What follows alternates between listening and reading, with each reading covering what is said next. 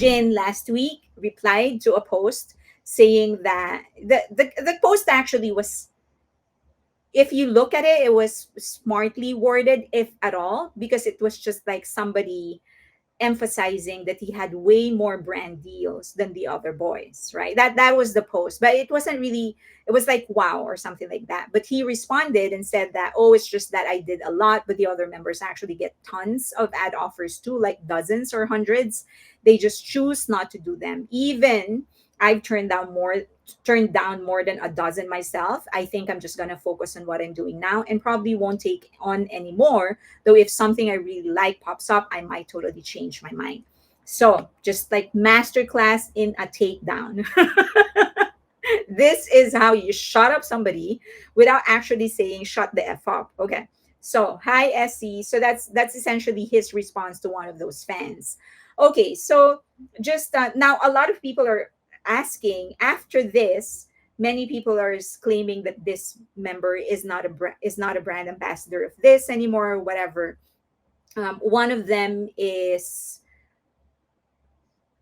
fans of Jimin emailing CK, sorry, not CK, Dior, asking if he's still a brand ambassador of Dior. And the brand, one of the CK PR person said that yes, he's still a brand ambassador. And so people were asking if he still is a brand ambassador of CK.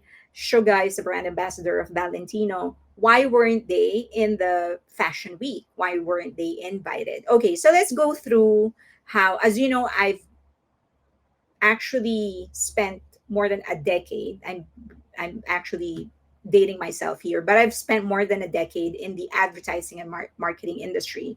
I worked for DDB Worldwide. So that's one of the biggest advertising agencies in the world. One of its longest client is Volkswagen. So DDB is the one that created the campaign Lemon. So during what happened was, it was just right after World War II, I think. So Germany was not really in a good place in terms of reputation.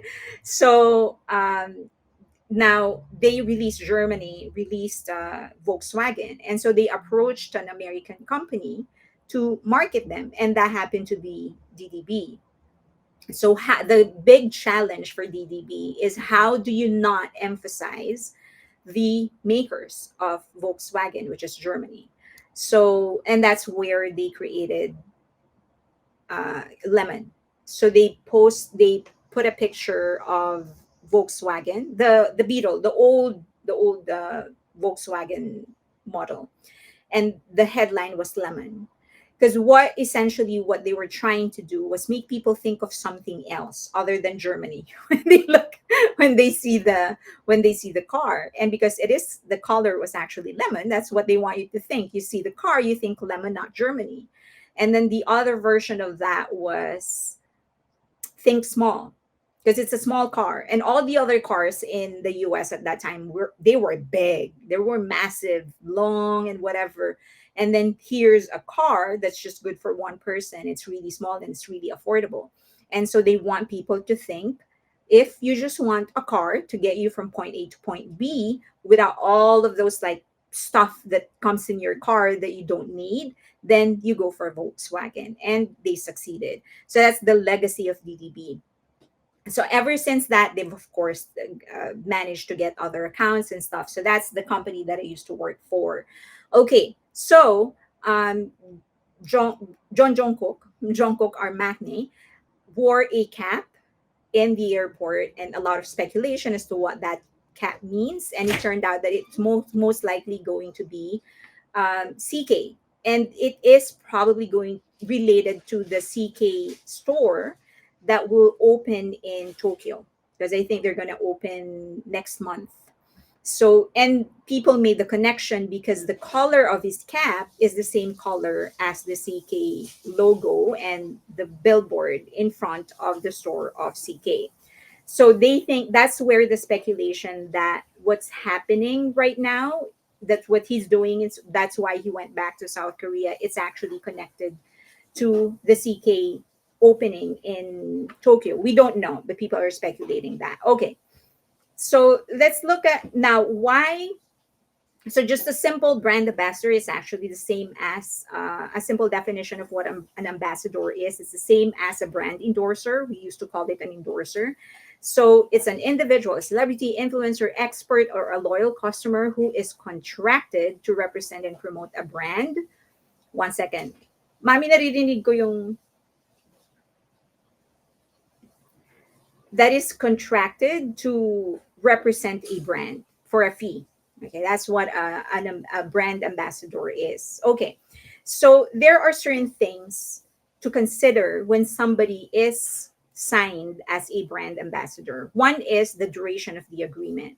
It's very, very rare for a big celebrity to sign an initial agreement that goes on for more than 2 years. It's when they sign anything more than 2 years, that means that they were paid a huge amount of money for them to do that. Usually for a caliber, for a BTS caliber, for example, that's usually a year or two, and that is to protect both the brand and the ambassador.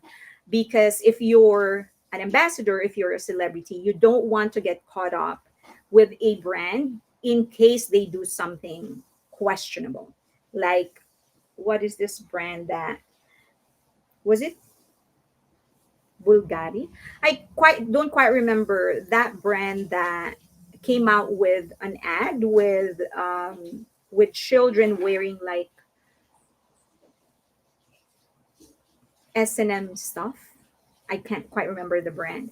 But, if they do anything like that, if they get themselves involved in anything questionable, you don't want them to, you don't want to get tied up to that contract. Although there are morality clauses on both sides. So, but usually that's one of the reasons they prefer a shorter contract period. And then if you're a brand, you don't want to go over 2 years because you don't know how the ambassador, the brand ambassador, Balenciaga, there you go. You don't know what a brand ambassador is going to, how the brand ambassador is going to affect the the the brand. So it could be for all signs could point to this is going to work, but you still don't know until it actually happens, right? So you want to keep it short and then just renew after. Okay, but that of course entails risks. Like if the brand ambassador realizes that this is really working, I'm actually good for your brand, and now we're renewing, I could ask for more money. So it's risk on both end. Okay, risk on both ends. Okay, now exclusivity is another. There are contracts, I don't know if you know this, but there are actually contracts that is just a lockout on all, meaning you can't endorse anything else. That's very rare, but that could happen. The brand can say, no, I'm going to pay you a huge amount of money, but you're not going to endorse anything else, not even if it is not the same vertical, meaning the same industry as ours. So, for example, this is just an example. This is not true. Just, but for example, Nike comes to um, I don't know, LeBron. Nike says, okay, LeBron, you're going to endorse our brand, which is okay. So this is just an example. They go to LeBron and says, you can't endorse anything else. You cannot endorse Gatorade. You can't endorse a car. You can't. We're going to pay you a huge amount of money, but you can only be the face of our brand. So that can happen, but it's very rare. So that is determined in the contract. Are they exclusive? There are also non-exclusive contracts. So, for example, Chanel can come to me and say, okay, Fairlane, you're going to be the face of the brand, but I'm just going to pay you like $100, and that frees you to endorse other brands. So if an ambassador is allowed to endorse other brands, then that goes to show how the brand sees the ambassador, right? Because if you're very much valued, you usually do not want that same ambassador to be able to endorse any other brand that competes with you. Okay, and then there's the usage rights. It specifies how brand actually can use an ambassador's name. So is it just for TV ad? So that's actually specified. Like for example, Angelina Jolie can say, "I'm sorry, Louis Vuitton, you can only use my name for TV, nothing else. You can't do any kind of uh, billboard, no online ads or whatever, just TV. They can demand that. And if you're somebody like Angelina Jolie, you're in the position to actually demand a limited usage, right? Okay, compensation is another. It could be a flat fee, it could be a performance bonus, it could be royalties, product perks, or equity. So a flat fee is that you get paid, okay, here's 5 million. You're going to do two TV ads that we will run for 2 years, one radio ad, five events, seven billboards, and free usage for social media. For example, that's the term. And here's 5 million. So that's a flat fee. A performance bonus is if, for example, this is common among, excuse me, influencers. So some influencers actually get a performance bonus. So for example, so for example, um, Gatorade can say, okay, LeBron, if our sales, we're going to release a new flavor, and if our sale, if we hit, and you're going to be the face of the brand, or if that, of that flavor, if it goes up by, if the sales actually reaches like, this is just an example, 1 billion in 1 year, you get 10% bonus. That could be okay. The other thing is that it could be royalty based, product perks, or whatever. And equity is ownership of the company, so stocks usually. Termination is the condition by which any party can either can end the contract. So, reputation risk or morality clauses is very common. So, a brand can say, "I'm sorry, but you cannot engage in any kind of political talk." The minute that you say anything political, it voids the contract. So that, or the it can be the other way. The artist can say, if you, the company, if you, Gatorade, says anything political on an official basis, this contract ends. You will not get your money back, and you cannot use any of my images. Okay. And then there are, as I've said, exclusivity exemptions. Some contracts allow you to work with non-competing brands. If it is exclusive, usually the more valuable endorsers are usually, of course, you have to be exclusive, right? So if you're not, if they are allowing you to work with other brands, then most likely that's how they value you. That shows how much they value you.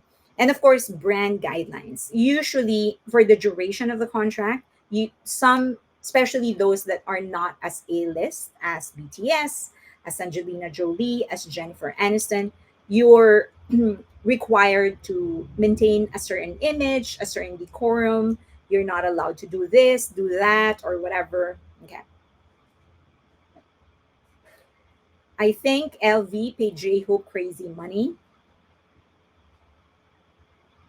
I think there's equity in there. Okay. That's not official.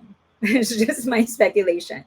Okay, deliverables. List of required actions. So so on the end, for example, as I've said, like 5 million, you have to do two TV ads, which we will have an edit down or cut down of 30s, like 5 30s out of that, whatever. And then five events, you need to attend five events. Then there's billboard, five billboards across North America, 10 across US, across Asia and Europe, and then all of those things. So everything that you are expected to deliver, that is on the contract.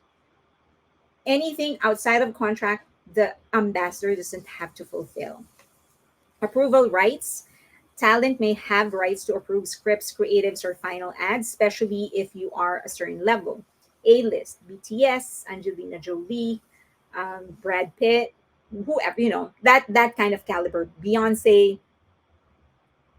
Taylor Swift, all those, same caliber. They are required. They can ask for approval. And then the morality clause. So certain things that if you do, automatically voids the contract on both ends, on either end.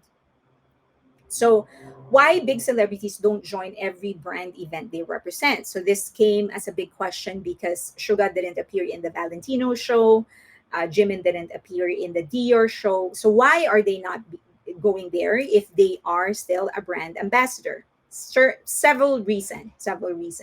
But one is if you are, and this is very common, especially if you're as big as I've been mentioning, as Beyonce, Taylor Swift, BTS, you don't want your image overused, right? Because the more common you are, the more seen you are, then the value goes down. Celebrities are a brand themselves. Remember that. They are a brand as well. Every member of BTS, every member of Stray Kids, every member of Blackpink, of Twice, they are a brand by themselves. And part of their power comes from not being overexposed. So if they appear in every event, it dilutes their impact. Limited appearances make each one feel special, driving more press and attention. So the more, if you're in that caliber and the less appearance you are, the more value they give to you, because the brand is essentially saying, yeah, okay, I will accept it even if you only want to appear in two of our events. That is fine because we value you, because your scarcity boosts our image or our brand even more. Okay, so that's one. So just try and recall, when was the last time that Beyonce appeared in any Tiffany event? But she's a known brand ambassador of Tiffany, right? In fact, it's Tiffany that goes to her in all of her shows. She was always given a one of a kind piece to wear in at least one of her shows, in one of her songs. Because for Beyonce, the less I am seen in your space, the more value I give to your brand. So Tiffany allows it. Tiffany saying, yes, Beyonce, we value you enough, so we will be the ones to go to you. Instead of you coming to our events, to our stores, we're just gonna bring the jewelries to you so that you can wear it once in your concert, because the minute that the other people see it, people would want it. So that is value. Okay, same thing is true for somebody like Taylor Swift. When was the last time you ever saw her in any Capital One event? Never. Because the more she pulls back, the more value she gives to the brand. Okay. Now, I know that the other thing is that, and that is how the contract is actually structured. So, when on the idol side, when they write the contract and put forward all of their demands, everything is already calculated. So brand people, marketing people, stylists, the artist itself, the managers, they all come together and agree, okay, for Suga or for RM or for every member of BTS, this is how valuable they are. And so we don't want, they put a value in their appearance. So the minute you make them appear in something, there's a corresponding financial value. So that's one. Second is that, the as mentioned in the first point, the more scars they are in events, the more valuable they become. So if they keep on appearing in every event, it's going to feel like they are working for the brand instead of the brand working for them. And if you're the idol, if you're a BTS member, you want to make it clear to everybody that it is the honor of the brand to work with me. Again, going back to Beyonce, she will not just go to any kind of event because it is more valuable. She's more valuable than the brand. Does that make sense? So another consideration is that big, of course, schedule conflicts. If they're busy doing something else, then they can't go. It's as simple as that. Um, an actor could be filming somewhere in Australia, in New Zealand, when an event actually happens. So they simply cannot go. Okay. And then there is strategic delegation. So if you're the brand, if you are Celine, because I saw Taeyong's name, if you're um, Dior, if you're Valentino, then or LV, you want to be strategic in how you're going to be using those appearances, right? You don't want to pull them in every event. If they give you two event appearances, for example, in their contract, you want to use that wisely. You want to use it when it counts. Or you want to use it in an event where they will be the highlight instead of throwing them in with all the other ambassadors, because then you won't be able to maximize the pool of other ambassadors. Okay. um Next. And then, as I've mentioned before, brand elevation. If the ambassador appears a lot in every event, then it's gonna look like it's the ambassador serving the brand, when in fact it should be the other way around. When you get to a certain level, right? When you get to the Beyoncés of this world, the BTS of this world, the Taylor Swift, and same caliber, you want the brand to work for you. That's how it should appear. That you are attaching your name to me. I'm not attaching my name to you. Now, for new idols, then it's the other way around. That's why in the beginning, a lot of idols actually appear in many events, because they still are the ones that are benefiting from the brand. And the other thing is private events. So this is often overlooked. Sometimes, if there are exclusive events, especially if it's like a Tiffany or um, Fred Jewelry, they have a lot of private events, and that's catered to like the billionaires of this world.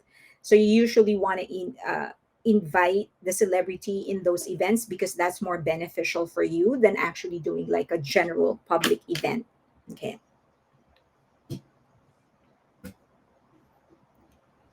How management companies court brands for their idols. Okay, so for new idols, right? Many new idols actually do manage to snag a brand deal with big brands early on. I can tell you right now that when you are that new and you get a brand deal, you don't get paid a lot. And many of these luxury brands actually don't get paid a lot unless you get to the level of like Beyonce and Taylor Swift and all of those things. Because if you're Beyonce and they're paying you like 1 million, what the hell do I need your 1 million for? I'm a billionaire. So get a hell out of my face, right? But for new idols, there is a way for them to actually snag a brand deal very very early on. So usually they don't get paid a lot, but it involves very calculated moves. So the company usually work behind the scenes to position these idols as desirable, fashion forward, on trend, and very very relevant. So dressing idols in specific brands before any official deal, that's very common. That's why you see a lot of idols, they do their airport fashion in very specific brands. And they make a point to actually show that they are carrying a Chanel or a Prada or a Gucci, even though they are not yet officially tied to that brand. Now, what the agency is trying to do is generate buzz. So they can show the brand and say, okay, look, this idol wore your dress, or she carried your purse, and look at the amount of mentions that you got, the free media that you got. People are buying it because she was seen carrying it. Okay, so the airport fashion is actually very very important for idols. That's important. That's why many agencies actually release it to fans, because they want the fans to come to the airport, because they want to show the brand that this idol is very popular, that even though they weren't called to the event, fans showed up because she is popular. I hope you're getting what I'm saying. Okay, so this is called the style seeding. Stylists intentionally pull clothing from target luxury or designer brands. No deal yet, just visual alignment. Pull is when the stylist actually come to the brand, the luxury brand, and they borrow clothes. Okay, but that should be returned, and that will be returned. So they're just going to say like, okay, she's going to go on a special event, let me pull this. So they call that a pull. They pull it, so they get clothing from brands. Brand tagging, so, social posts or fan pages tag the idol in outfits, raising visibility among fashion insiders. So a lot of fan accounts, especially those that are very much tied into the fan club, they would start tagging the brand. Again, that's not by accident, as calculated. Each agency has a fan club group. Okay, so they have a fan club team, and this fan club team's job is to get in touch with the fans of the idol, so that whatever they need to hype, they can hype, right? So if I'm the brand, the fan team, I'm a member of the fan team of ITZY, for example, then I have direct connections to the different fan clubs. And then I can just tell them, okay, our Ryujin is actually going to go in the airport and she has a Chanel. Can you please tag Chanel? Hashtag Chanel. Please post different pictures. Please, blah, blah, blah. Those are all calculated. Okay. And the agency wants that again because they're campaigning for the brand to partner with the agency. So if you think that every fan that's in the airport is there just because they want to, sure, probably, but also because they were informed and they were expected to be there. So don't blame all those people that are there. They're expected to be there. Back channel buzz, channel buzz, or agencies send lookbooks, press kits, or fan engagement stats to fashion PR reps. During my time, boomer version. So when I was still working for the agency, this is actually what we usually get. This is the most common when it was before this campaign started. This is what we got. We would get pictures of different celebrities wearing different looks, using different brands. If we are representing that brand, they will show it to us and they will prove that this generated buzz, this buzz here, buzz there, whatever, convincing us to tell the brand that we should get this ambassador as this celebrity as an ambassador. It's a lookbook. So, and we get that like every month. Every month, I would go through like 50, 100 of that different celebrities, convincing the brands that we represent to get them in any kind of event and then eventually to be an official endorser or ambassador. And we usually have fun with that because when we negotiate, so for example, if we have an event, for example, Smart Communications, this is the phone company that BTS represented in the Philippines. They are signed to Smart Communications in the Philippines. So we have events, right? And we have all of this lookbooks of different celebrities, and we have an event. And for example, the brand manager tells us, the agency, we want a lot of celebrities there. Then we're just gonna go get in touch with all of the celebrities, these managers, and tell them, okay, send them over. And they would get sometimes they'll get like a baggie, like a goodie bag or whatever. Sometimes they get paid a small amount, but more importantly, what they get is the exposure to the brand. Okay, media amplification. So fashion blogs, magazines pick up the look, and they help the idol trend it organically. So outside of the fans, we have a PR team, the agency, we have a PR team that actually gets in touch with the different bloggers, different media personalities, so that they will write about the image, how this celebrity actually fits a certain brand. Okay, so and then of course the official invitation. If buzz is strong, the idol gets invited to fashion week, showroom visits, or campaigns. Sometimes if there is an opening or a party, then they get invited. So usually that's the first step. Once you get invited, you have a chance to actually become a brand ambassador because the brand now sees you. The PR team plays a very crucial role. Again, they are the ones that actually reach out to their media networks. They tell the celebrity writers, fashion writers to write about the celebrity, put their picture on the magazine, and make them like appear in your best dressed list of the week. I don't know if Vogue still does that, but they did that. It used to be that it was a big thing. Like every release, every release, every magazine that they publish, they will have like the best dressed of the week, right? So that again is calculated. They don't just pull it out of anywhere. That's usually coming from PR representatives sending them pictures saying that this celebrity appeared in a certain event. This is what she was wearing. Doesn't she look pretty? And of course, many also work with viral marketing teams. And the goal is to hype on how an idol fits an image. Okay. Next, this isn't random. This is usually designed. This is by architecture. The path to becoming a brand ambassador is rarely accidental. It's engineered. What agencies focus on is aligning idols with the brands that match their image, strategically timing brand courting with comeback cycles, award shows, or solo debuts, positioning idols in fashion editorials. JK will probably release his own jewelry line.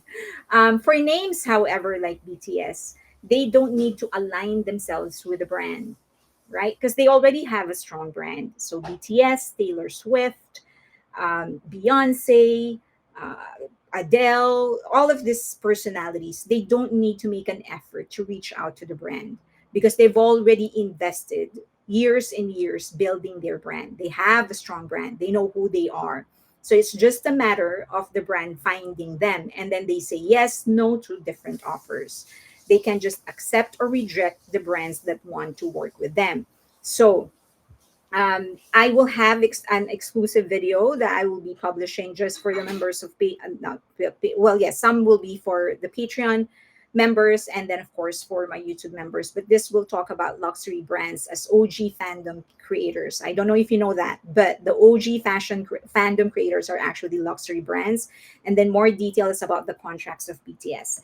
Now, as I've mentioned earlier, there are different types of ambassador deals. It could be a long term partnership, 1 to 3 years, it's usually two. It could be campaign specific, so it's limited to a product launch. So a lot of idols get signed up for a specific project only. So you become an ambassador for 3 months because there's an opening. The store is going to open in your country or something like that. And then it could be equity based deal. So I was just saying that for many BTS members, there's an equity in there, meaning aside aside from the fixed fee that they will get, they usually get stock options, and that is the benefit. And this is the same for, like, again, Beyonce and Taylor Swift. They can ask for equity, so meaning a portion of their payment is actually in the form of stocks instead of just money. And then it could be and then of course they can also become part owners, like what Rihanna did for Fenty. And then it could be affiliate based, so that is when they get a portion of their earnings. So for and also the equity base is also similar to what Michael Jordan did for Nike. He was the first to do that, actually. So he gets, just for the Jordans, he get he gets 1%, I think, 1% of every sale.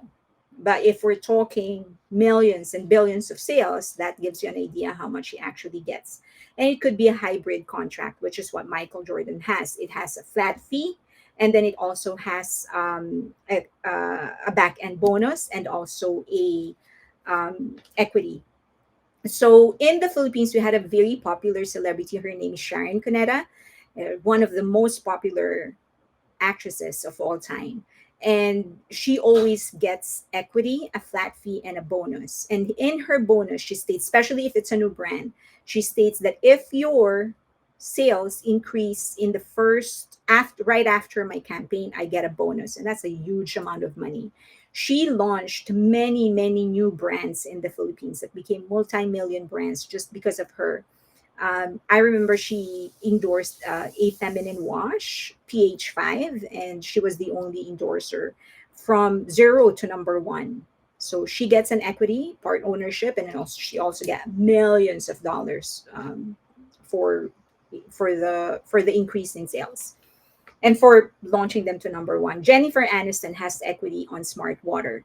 When they got her as a brand ambassador, Smart Water was not, it was just coming from nowhere. They were a new company.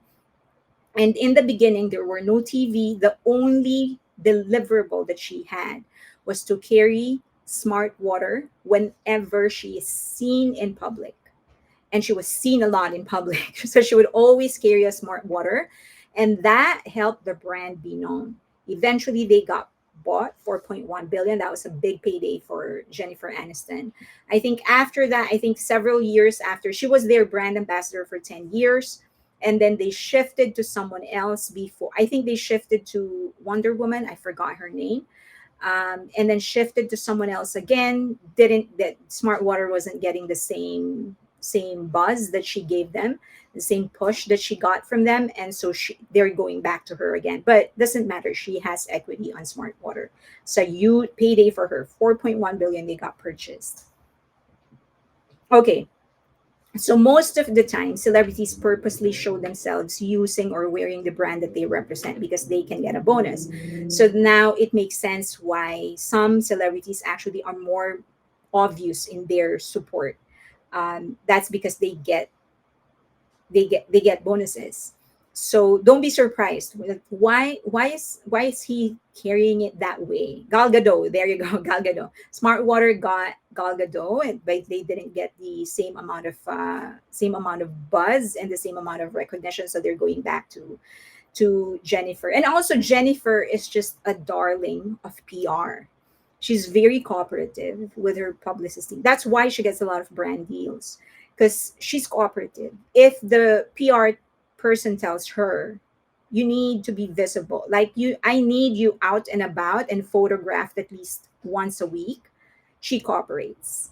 And that works for her tremendously.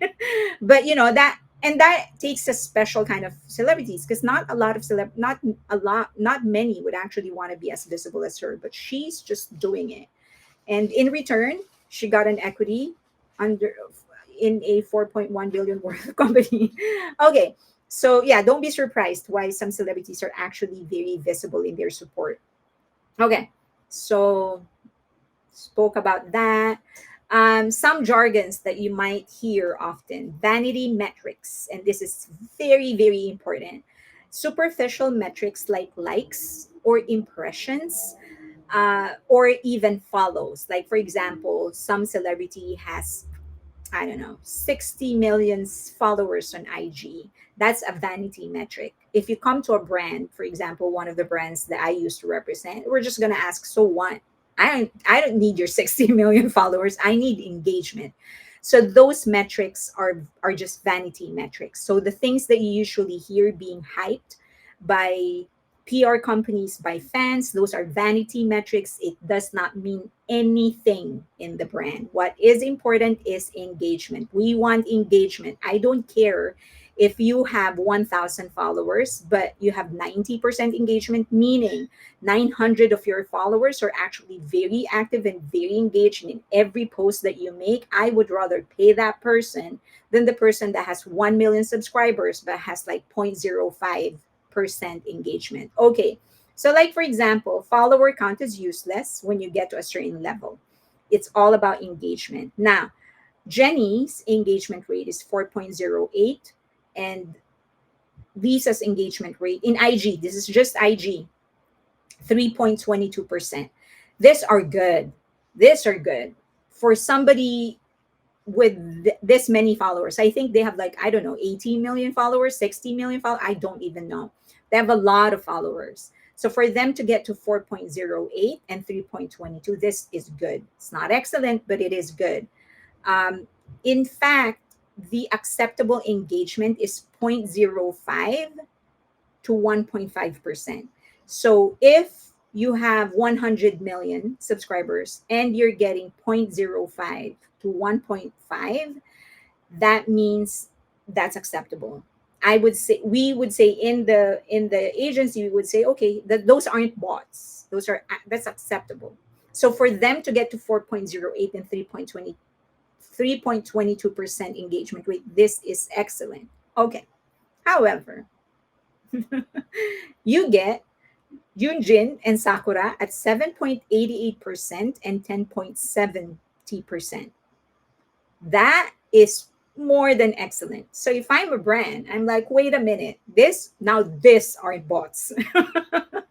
Right? Because if you're getting 7 point with millions of followers and you're getting 7.88, 10.72, this is what I'm talking about when I say we don't necessarily work with celebrities with a huge amount of followers. We work with celebrities or personalities that get a lot of engagement with their post. Okay, so that is excellent. Now, in the video that I'm going to be doing for Patreon subscribers and subscribers of YouTube, members of YouTube, I will go through the different engagement rates not just of IG, but there are other social media accounts of different celebrities. And yes, I will also include BTS.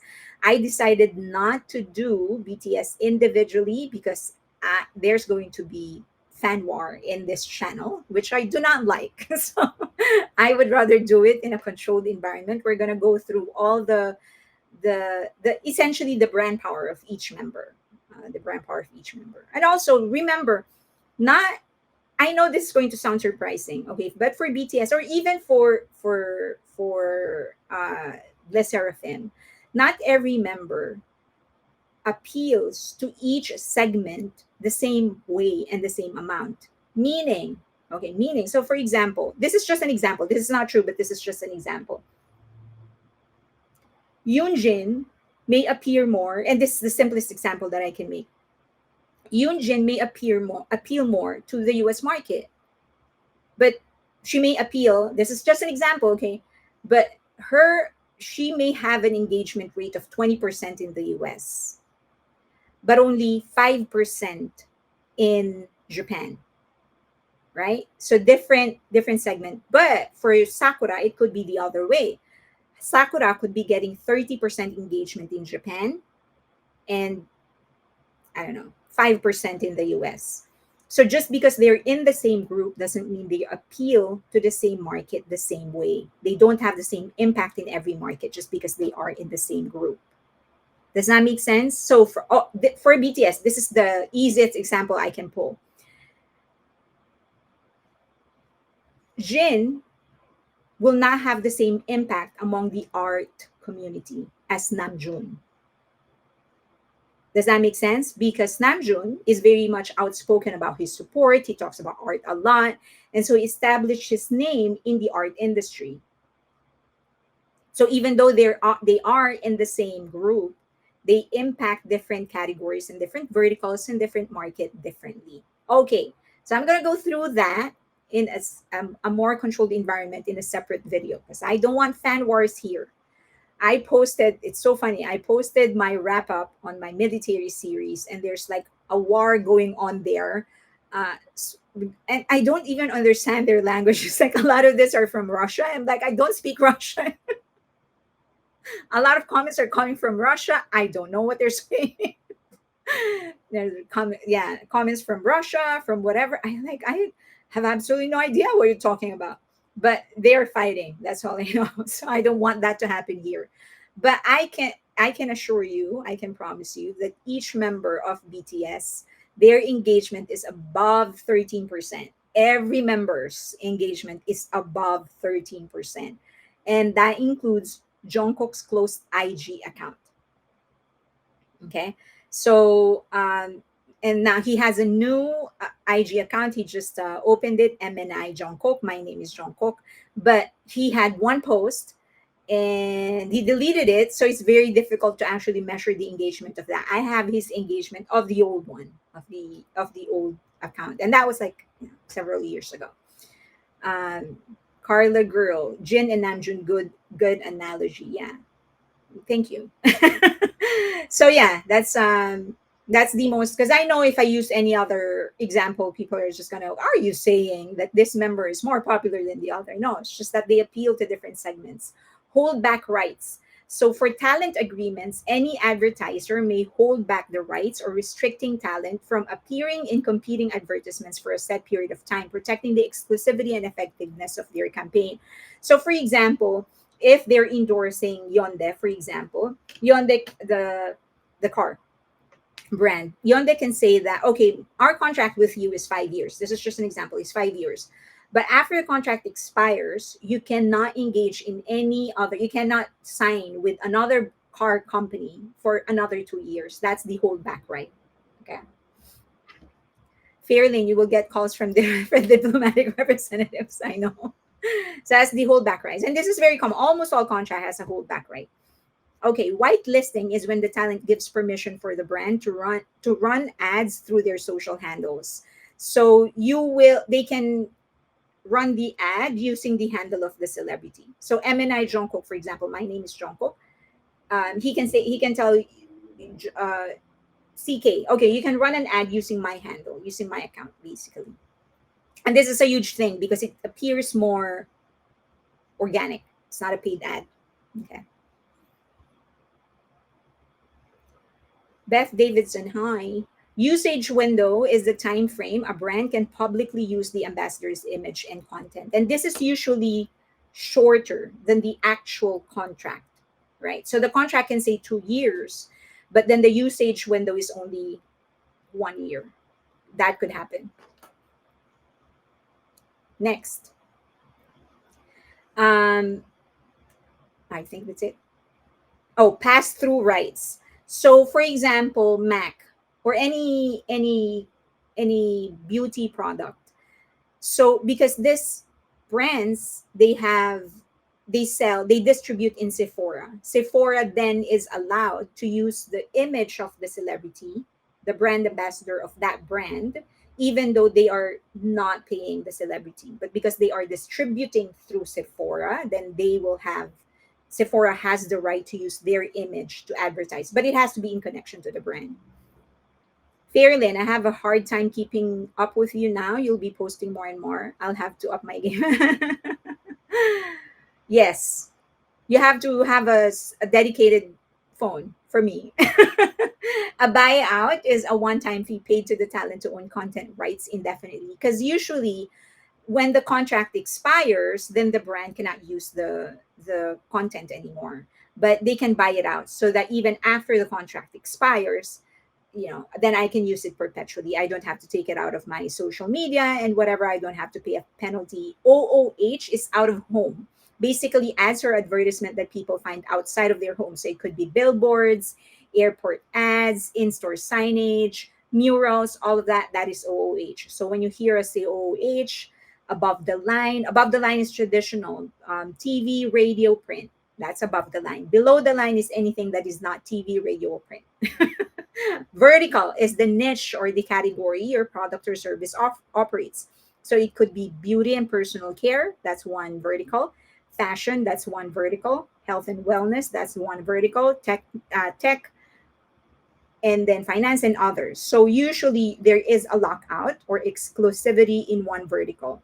If a fashion brand values you enough, they're going to lock you out in that vertical, meaning you cannot endorse another brand if for example if it's fashion, then you cannot endorse another fashion brand. So if they are exclusive, the more valuable that celebrity is. Okay, negotiation power factors for ambassadors. Follower count, as I've said, is less important than engagement rate. You have to show engagement. If I am the brand representative or the account manager of the brand, my question will always be, show me the engagement. I don't care about the followers. Talent with a strong conversion track record can ask for back end incentives. So remember when, for example, you see an ad of, just example, gin with gin ramen. You click that and you buy using that link. The brand tracks it.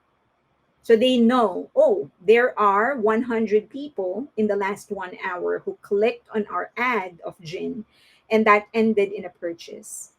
So the same thing is true when you see questions like, how did you hear about us? Or whatever, something like that. So if you're buying a product because you've seen it from an idol that you like, make sure you mention it in one way or another. It could be the note. If it's in store, go to the store, tell them I'm buying this because of blank. So they know. You go to Celine, tell them I'm buying this because of V. So they know. Okay, it helps the celebrity up their value, their commercial value. A celebrity with global appeal can negotiate for equity or profit. That's why I said this is just speculation. Probably J Hope has an equity. The contract of J Hope and other BTS member that probably has equity. Ambassadors with strong creative directions like BTS and Zendaya often demand approval rights and brand alignments. Okay, I think that's it. Do you have questions? So the rest, as I've said, I'm going to go through the brand par of each BTS member, but I want to do it in a controlled environment, not here where there's a lot of people listening that I don't know and will wage war against me. I don't want that.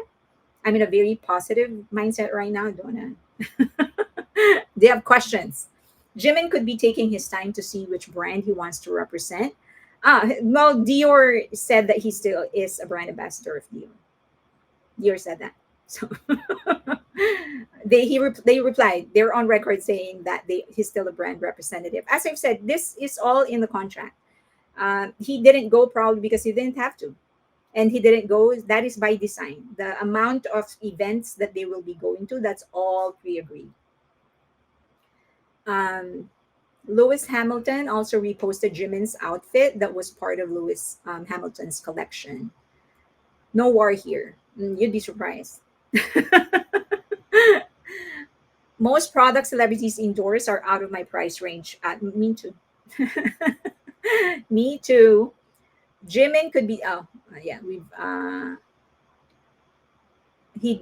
Elizabeth. He wore Dior through the airport, and even one of the operas of Dior mentioned him. One of the yeah. Fairlane and BTS at the same time. Oh my. Jimin doesn't seem now Bang Luna you need three phones. Jimin doesn't seem to have a brand association tag since he was free from military.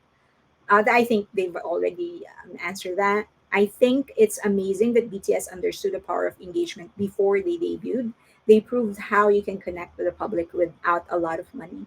And I think that's very telling when Jin disclosed that even he already, you know, declined more than a dozen of offers and others actually get more hundreds. That's very telling. And I think that's very wise that they don't just sign with just any other brand. They want to make sure that whatever they represent. And then the other thing is, they are busy outside of what they are doing